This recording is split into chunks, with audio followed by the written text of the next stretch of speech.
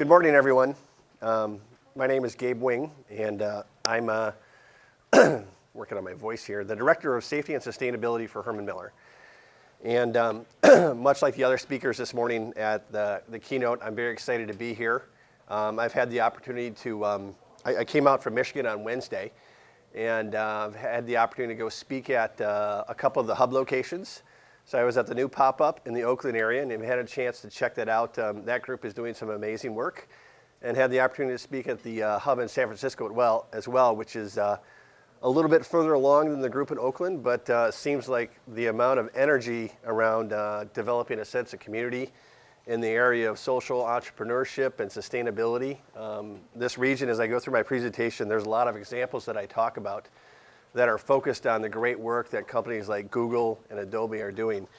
And my hope today is to share some insight that'll allow you to affect some change either at a personal or hopefully an organizational level. And I want to share some best practices that we've learned at Herman Miller, as well as some other leading companies. So with that, I'm going to get started. And I plan on having enough material to talk for about 30-35 minutes, leaving an extensive amount of time for questions, Q&A sessions. I'm hoping that we can have a dialogue about this, because as I had the opportunity to interact with some of the folks out in this region, I get these takeaways that I can take home with me. And I met a gentleman at the hub who was talking about creating some the world's most energy efficient sconce lightings projects and learning more about sustainable paper making. So hopefully this is a two-way street, and I don't pretend that we have all the solutions at Herman Miller, but I think we've learned some things that are going to be insightful to you. So I'm going to get started, and my background is I'm a chemical engineer. So one of the things my wife has repeatedly told me is that I'm not funny, so I have no jokes. But what I do have is some stories. And the first story I want to share with you is what we call our honeybee story. At Herman Miller in 1995, we built what's called our greenhouse facility. It was designed by Bill McDonough. It's a LEED Pioneer building.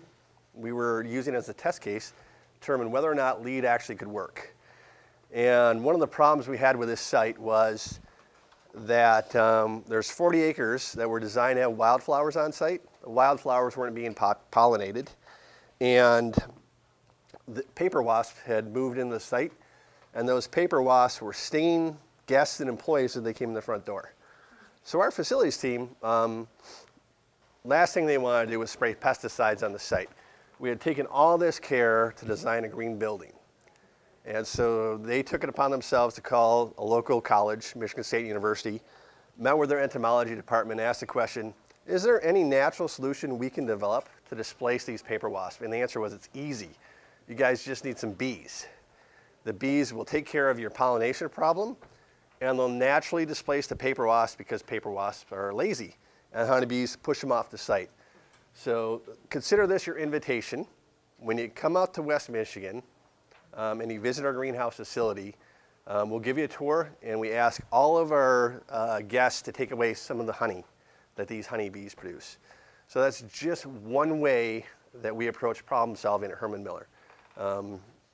We're an innovative company, and our goal is to create products that help people live, work, heal better. So that's just a great snapshot of how we think about problem solving at Miller.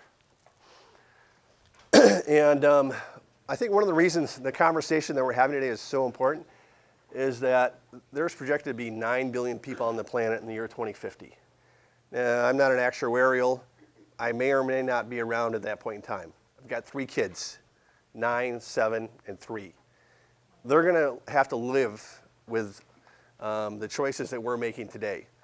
And looking at the nexus of food, energy, and water.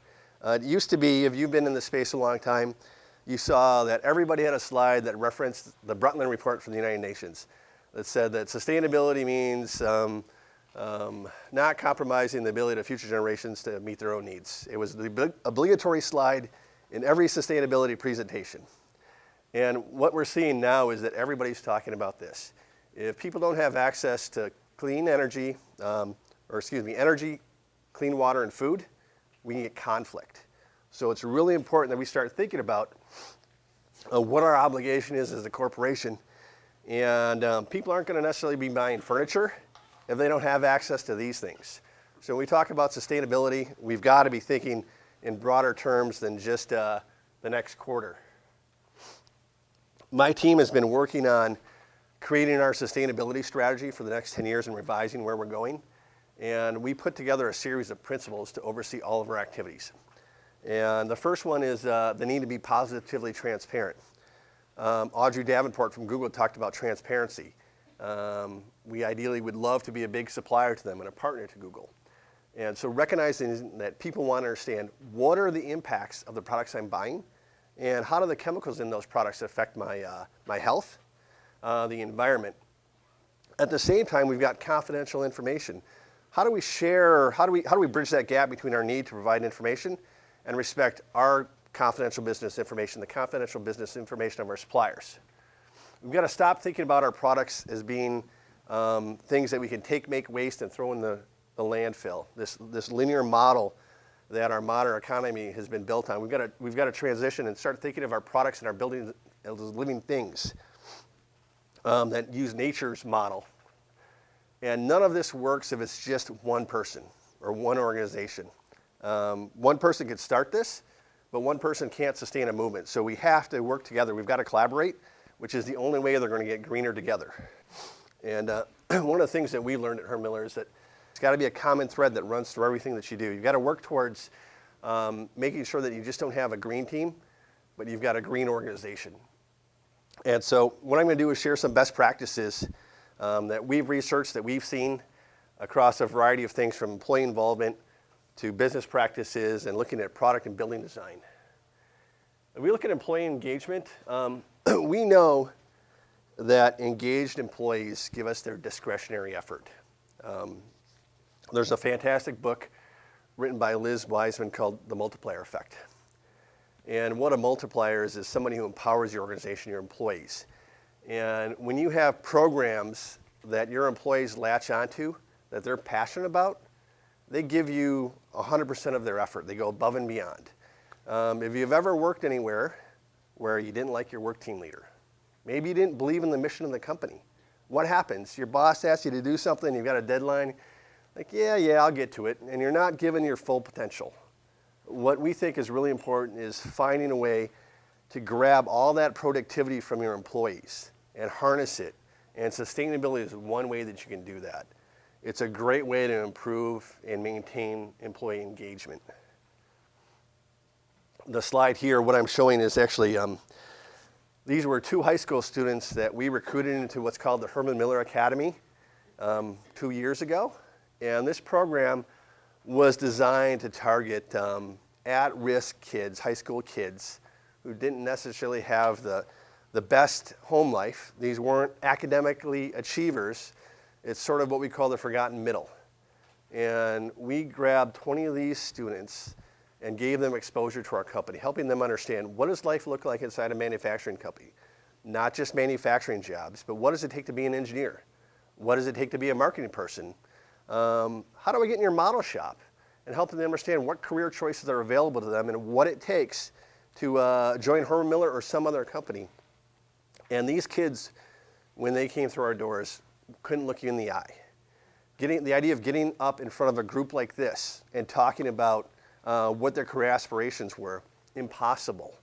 Over the span of 12 months, having these students bus over on a daily basis, we changed 20 kids' lives and opened up their eyes to what their career options might be, how to do something different, how to aspire to something better. And of all the things that we do at Herman Miller, I lead our sustainability efforts.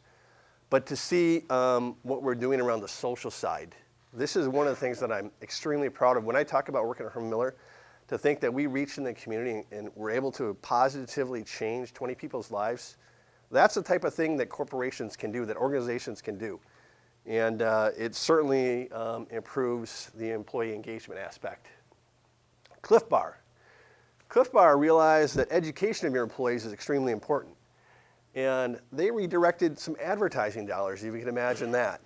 They realized they were sponsoring sporting events. They said, let's take those dollars, redirect them, and fund education, and help our employees understand what are the ramifications for things like organic farming in our business. How does that affect our supply chain, the community? Why is organic farming important for us? They created an email series called Notes from Your Company Ecologist, and really reaching out into their employees and helping them understand why sustainability makes sense for their business. And if you can imagine trying to do this inside Herman Miller, we've got 6,000 employees. To me, the challenge is how do we grab those 6,000 employees, educate them. Everybody has different passions. If we went through this room and asked every one of you what the single most important sustainability aspect we need to work on is, we're gonna get 40 different opinions probably, which is okay. That tells me that you've got to have multiple messages, multiple channels, and find a way to touch these people's hearts in a way that wants them to engage in your programs. And Cliff Bar is doing a great job with that. Deloitte's a huge consulting company, and they have a top-down, bottom-up approach. Anytime you're trying to change your company, you have to have manufacturing support.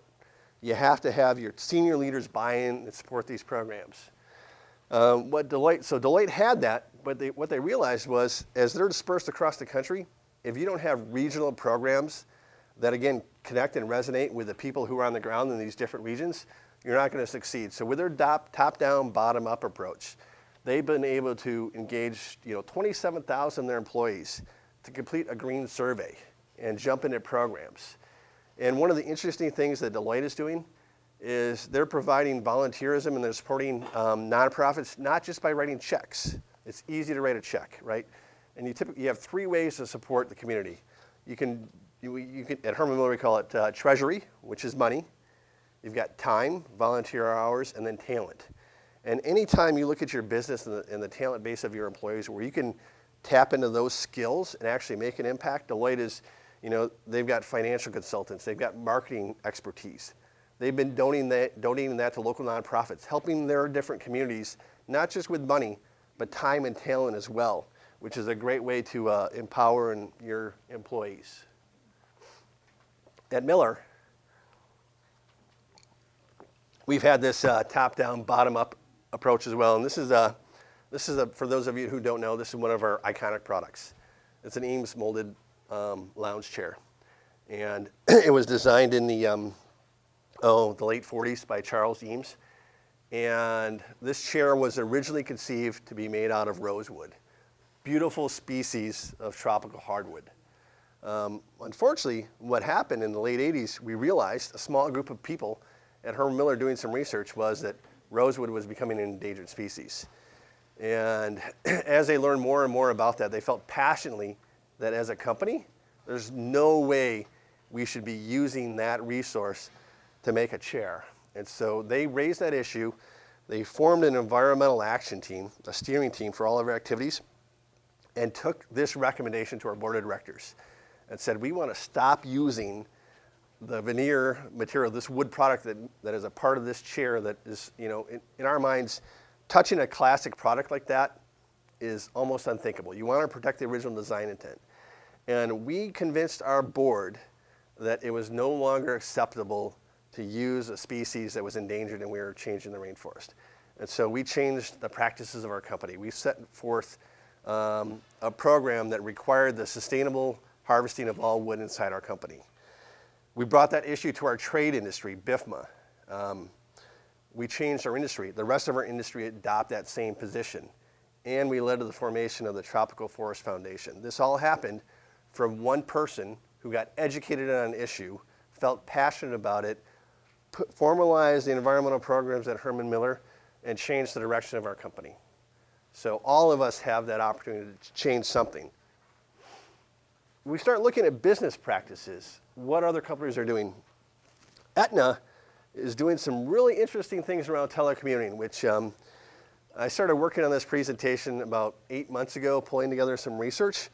And telecommuting is something that has the ability to significantly reduce the carbon footprint of your organization. Aetna has reduced the amount of driving by 65 million miles by encouraging telecommuting with their population. That's a big deal. Because if you look at the impact that we as employees lead, at Herman Miller, the impact from our employees in their personal lives is 2 times bigger collectively than what it takes for us to make our products. So employees have a huge impact. So anything you can do to encourage your employees' behaviors is really important. It's a big lever you can pull. It also, telecommuting, when done properly, the research demonstrates that it improves to better retention and productivity. People are happy when your employers give you the freedom to come and go as needed. I've got 3 kids at home. I've got to pick up my kids from daycare a couple days a week. Sometimes I've got to leave early. I come in early, I work through lunch. I'm working at 9 o'clock at night. So am I meeting the obligations of my company? Am I getting my work done? Yeah. Am I doing it between 8 and 5? Not all the time. Those kind of things make me happy. I've been at Herman Miller 12 years. Most people feel the same way. There's challenges with telecommuting though. Yahoo, right? Yahoo pulled everybody back into their campus. And so if you don't do this right, you've got to find a way to keep people connected, because having that interaction in the serendipitous encounter, you've got to work towards that. You don't want to give that up. You can also deal with worker isolation issues. I've got a person on my team who works remote out of Minneapolis. He moved a couple of years ago. He came in and told me that his wife was moving back home to her family. He still wanted to work at Herman Miller, but he had to go to Minneapolis. Well, he's a fantastic employee. So I said, well, we'll find a way to work with you and set up a system so that you can come back on a monthly basis. We'll use video conferencing, and we're going to make sure we're going to keep a talented person in our company. But it's not easy, so you've got to have programs set up to deal with that. But at the end of the day, telecommuting is a great way to reduce the impact that we create as employees. And as an example, I drive 35 miles one way back and forth to work. The single biggest source of carbon emissions for me is getting in my car and going to work. So anytime I have the opportunity to work from home, I try to take it, and there's a lot of reasons why it makes sense for me. I'm looking at, this one was a personal interest to me. I researched the Citigroup organization in 2003. This was a long time ago. They embarked on a simple project with the Environmental Defense Fund Group and had a 5-week project to switch from 0 recycled content paper to 30%. And they required the use of duplex or double-sided printing. That simple change led to saving $100,000, eliminated 28 tons of greenhouse gases, and saved 10 tons of paper. Pretty basic stuff. And so I looked at that, and over the past couple of years, I've asked questions around why at Herman Miller, we don't mandate duplex printing for some reason. And I started to pull the numbers on how much money we actually spend on paper a year. And we're not as big as the Citigroup, but we spend about $100,000 a year buying paper. And some ideas we have around the idea of printing, encouraging our employees to only print when needed, and making sure that we're using color when appropriate, and trying things like eco-fonts, really mixing it up, and then the idea of creating a competition with our employees, letting them know how much they print. And I'll tell you that I'm a big abuser of the printer by me. I didn't grow up in the digital world, so the idea of reading standards, and a big part of my job is reading standards. So whether it's a lead reference guide or a cradle-to-cradle standard, whatever it is, I can't read it on my iPad. It's just my brain doesn't process it that way. So I do print double-sided, but I think I probably print more than the average person at Miller. And if I know that, does that change my behavior? So those are the thought processes that come from these types of programs. Saving energy is really important. And GE has a really interesting program they call treasure hunts. And one of the things that I've learned over the years, again, I'm not a creative person, I'm not a marketer, I'm an engineer. But if you can hang a moniker on it that's catchy, people can grab onto it. And so they labeled their energy savings programs treasure hunts. And when you look at the figures of what they've been able to save in terms of greenhouse gases, they've saved through 200 projects, 250,000 tons of greenhouse gases a year. Huge financial return on this. And energy efficiency programs is absolutely the single best way to reduce your carbon footprint. It's the best investment you can make. This is based on the Toyota production system, and GE has published their process. So if you want to learn more about this, if you Google treasure hunts, you can see their 3-page form. It's a 3-day exercise, and they're making significant reductions in their carbon footprint through this program. Our energy efficiency activities at Herman Miller are similar. Over the past 3 years, we've averaged roughly $600,000 of savings a year through energy reductions. We've taken those savings and we use those to fund our renewable energy purchases. We're a for-profit business. We're a publicly traded firm. And our corporate goal is that we were going to purchase 100% renewable electricity by the year 2020. That's one of the goals that we have. We met that goal 2 years ago, and the premium to buy those renewable energy credits, those RECs, the purchase power agreements, have all been paid for with these energy savings. Trying to motivate your employees is always a big challenge, right? And what Intel has done, they've done phenomenal work around reducing the water they use. You can see their focus on renewable energy. Their energy savings activities, $23 million a year, generated from a $45 million investment that keeps paying every year. Those things are substantial. This is good business. And when we think about changing or transforming businesses that haven't bought into this, it gets back to the fact that this is, you got to put it in business terms. And sustainability, when you look at it appropriately, is good business. Intel has lined up their employee targets, their annual reviews, around the idea of having you held accountable to the environmental goals of the company. So your paycheck, your bonus, your raise is going to be based on how well you met your environmental objectives. If you want to motivate people, tie their performance to metrics. And we've done the same thing at Miller. So the CEO of our company, for the past 10 years, his executive compensation, his bonus, has been determined 1 quarter on how well we meet our sustainability objectives. Over the past 5 years, he has started cascading that down to his work team. And that's absolutely the best, single best thing that's ever happened to me.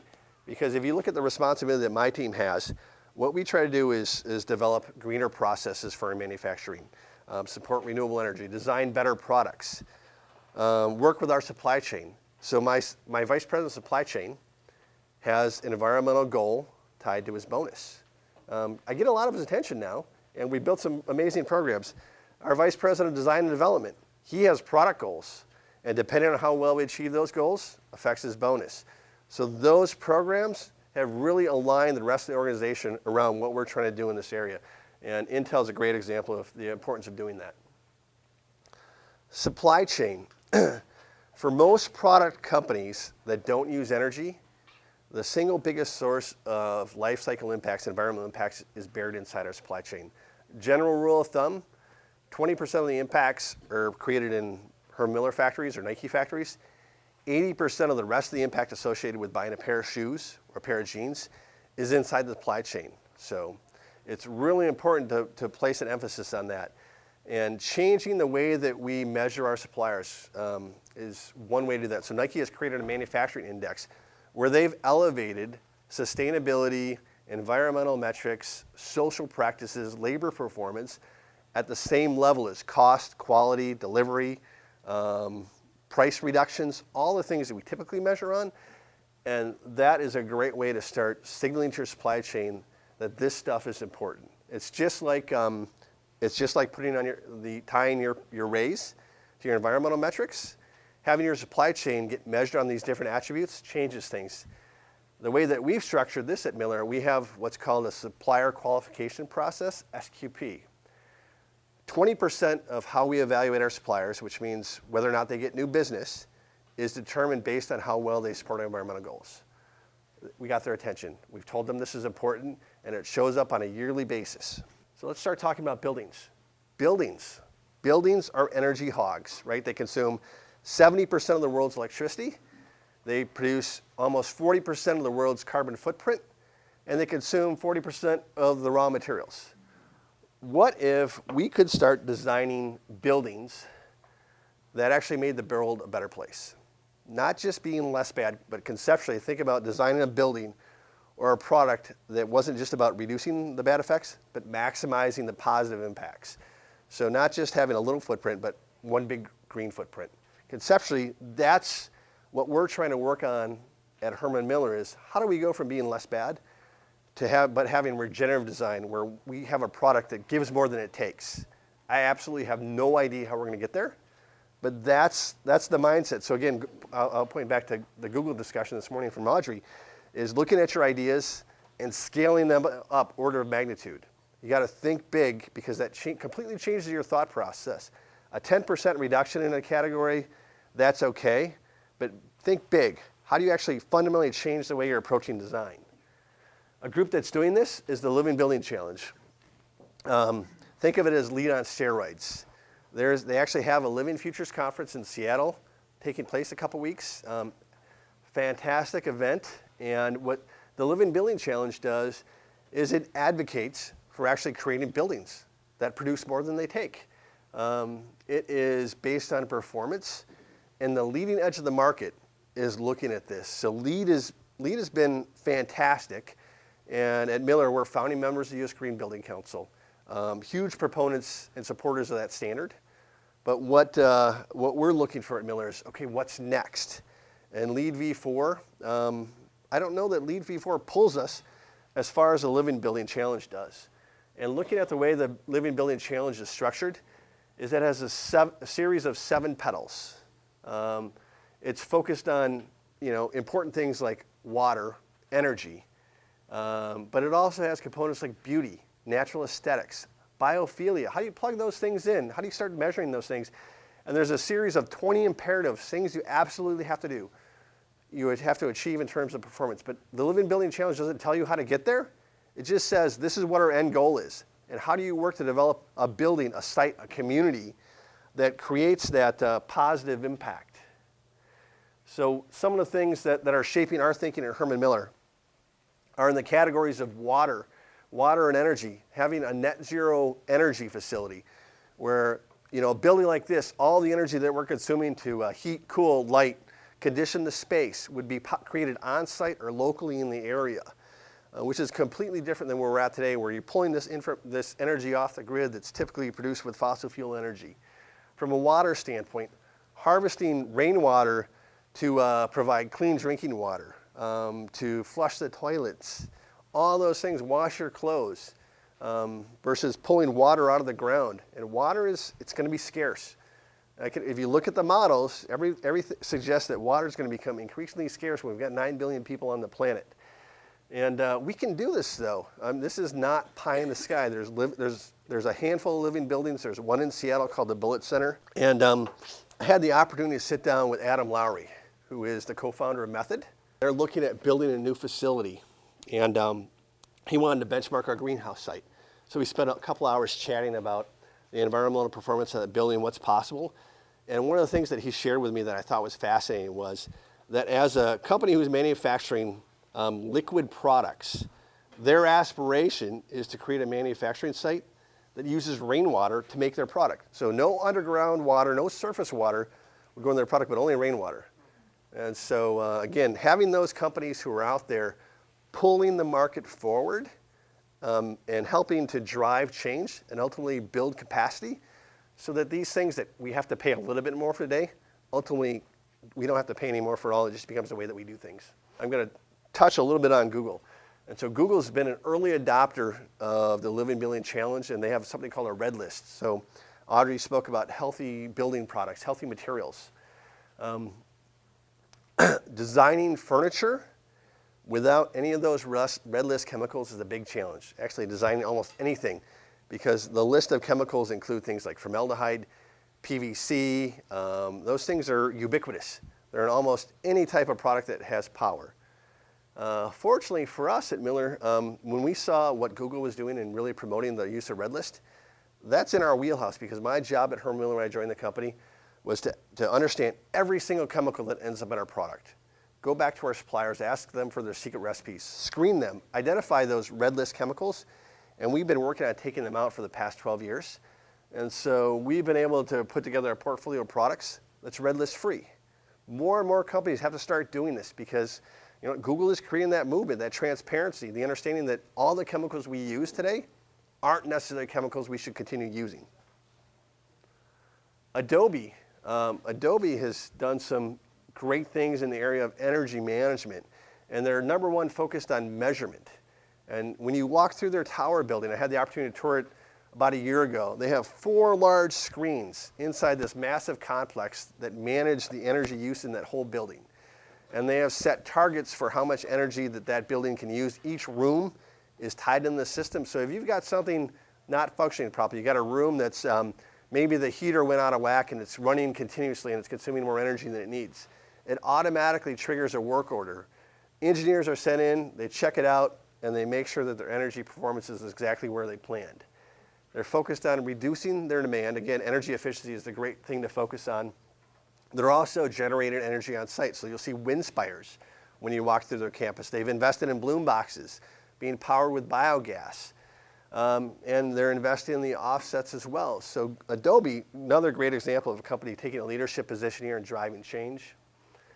We look at products, which is where my passion is. The idea of measuring what the real impact is, one of the tools that we use at Herman Miller is something called life cycle assessment. And a lot of people think that ultimately someday this tool is going to be the great comparison tool. So you can actually determine, is it better for me to buy a pair of Levi's, a pair of Lucky jeans, a pair of some other designer jean that I don't know anything about? I'm not a fashionista, so I don't know. But what you do with life cycle assessment is you start measuring all the inputs and outputs associated with making a product. And so it's cotton production. Where do you grow the cotton? How much fertilizer does it take? What type of water pollution do I get from the runoff? Fabric production, what dyes go into that? How much water does it take to dye a pair of jeans?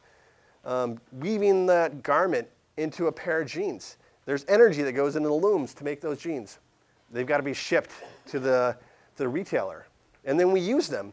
So you wash that pair of jeans. How long does it last? How much detergent do I use? And then what happens with that product when we're done with it? Does it get recycled? Does it get composted? All of those things are accounted for. We have this massive input and output, and we can determine what is the real impact and where does it come from. So for a pair of jeans, it could be, I don't know the life cycle data, but I'm going to guess that cotton production is probably one of the big sources for life cycle impact for that product. Consumer use, washing them is going to have a big impact. Excuse me. And so what life cycle assessment does is, as a manufacturer, it says, I should focus my efforts on here. This is the biggest lever I can pull. And as a manufacturing company, that's what it's told us, is that there's certain materials that we use that we really want to focus on. And the example I'll leave you with is, if you order a Herman Miller product as a large order, we'll blanket wrap as much as we can. If you order one chair, we'll stick in a cardboard box.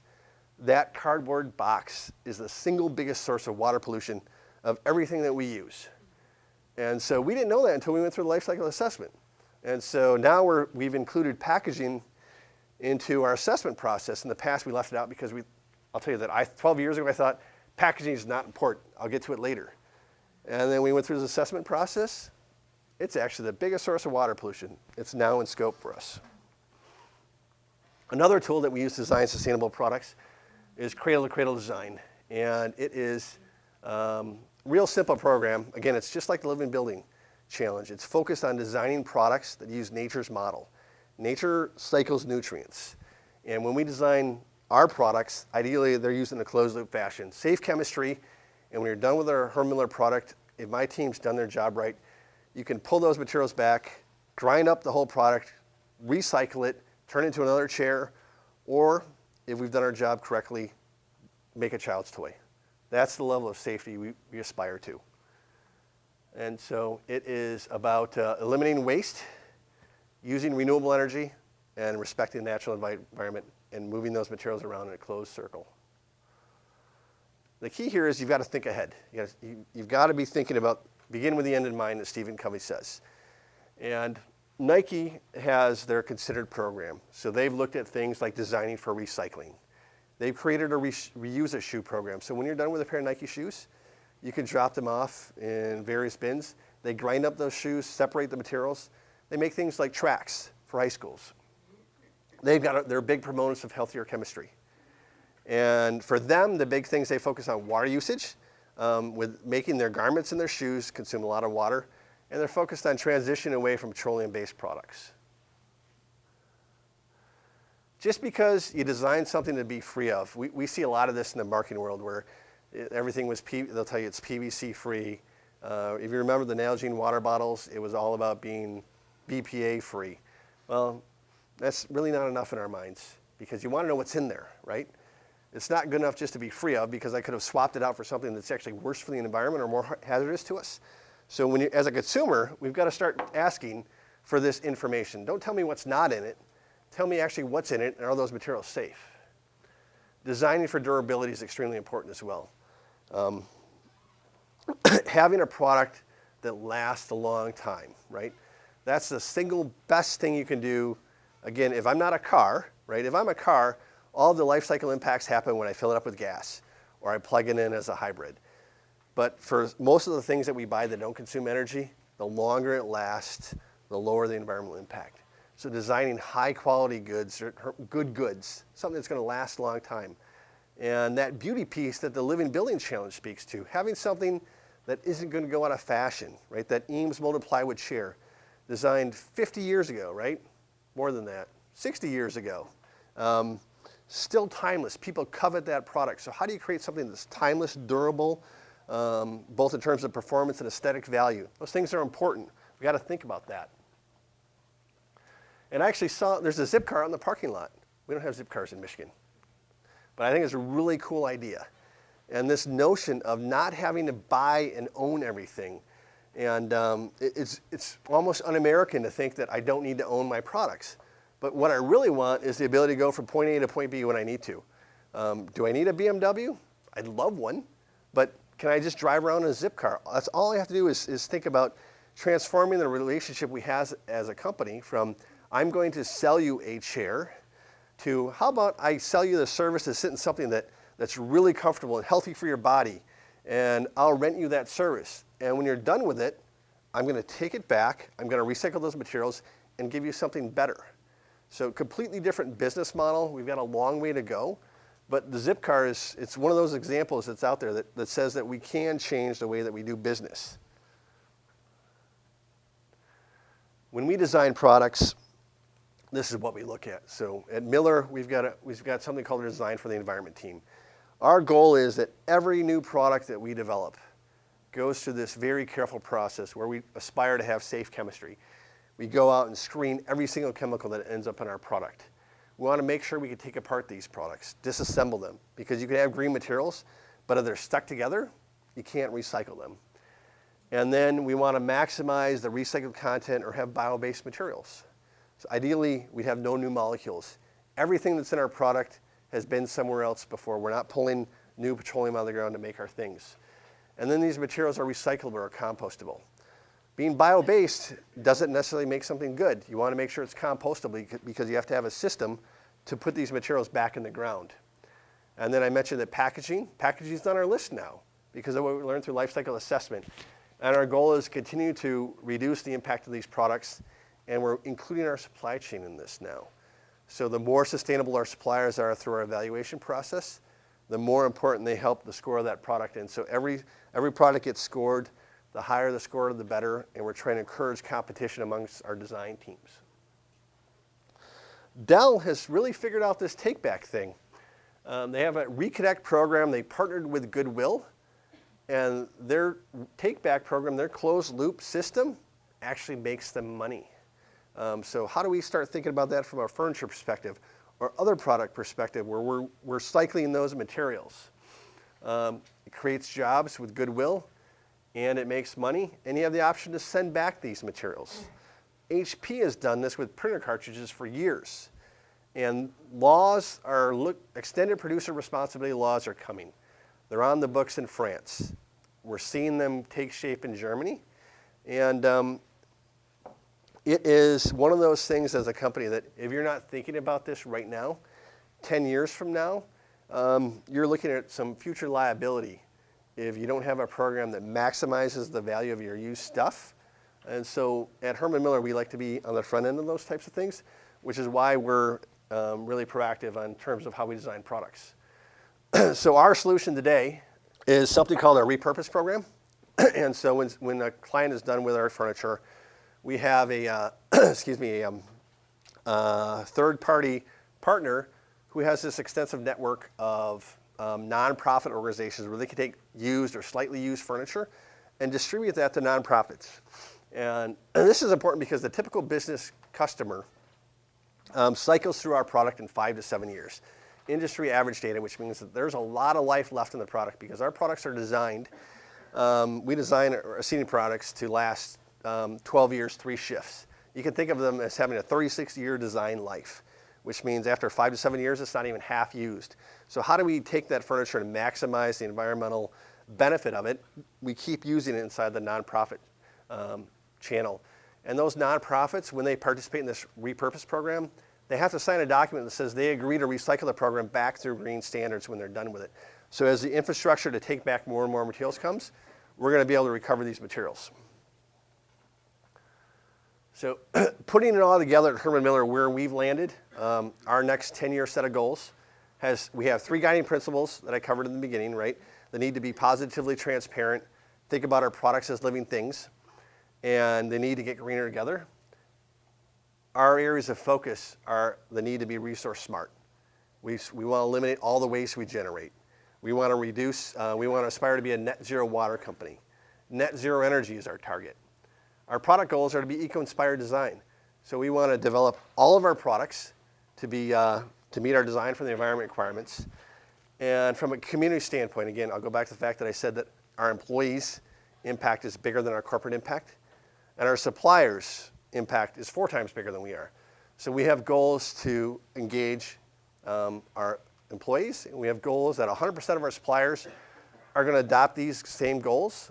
And to date, we have 65% of our suppliers who have agreed to work with us together to create a better world. So if I wrap this up, everything matters when everyone counts. And when there's 9 billion people on the planet, absolutely everyone counts. And I'm not going to read these, but this is kind of our summary. We have to start thinking about how to get better together. And I'm going to stop with that and open it up for questions that you guys have. And I'm hoping we have a great dialogue until our time runs out. So thank you.